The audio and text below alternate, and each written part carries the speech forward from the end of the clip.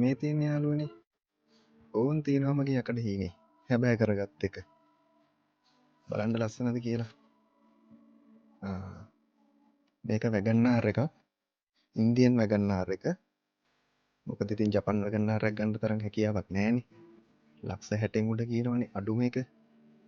ඉතින් මට පුළුවන් විදියට අත්තරම් බඩු ටික තියලා ලක්ෂ 15ක ගේ හදන්න ගත්ත ලෝන් එක අතේ ඉතුරු කරගත්ත ගානකුත් දාලා තමයි මේ වண்டிය ගත්තේ.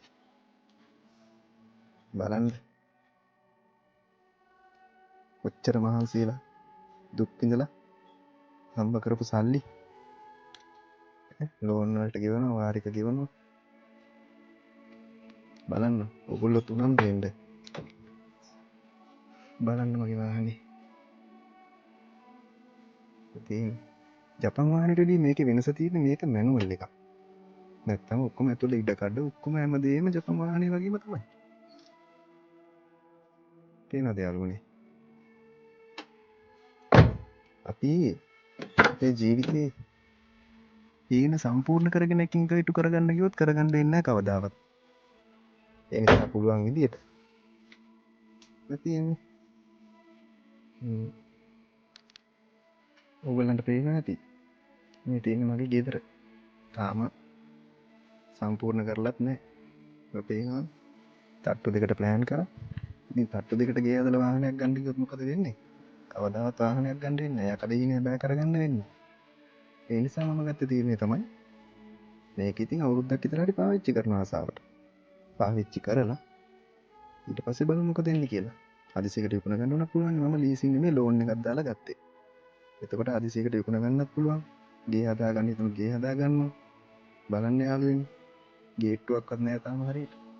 ඔය තියෙන්නේ මගේ ගේට්ටුව. බලන්න. තට්ටු දෙකට ගෙවල් ප්ලෑන් කරා. කොරෝනා ඒව මේවත් එක්ක තමයි ඉතින් ඒව සම්පූර්ණ කරගන්න බැරුව ගියේ. තේනවා.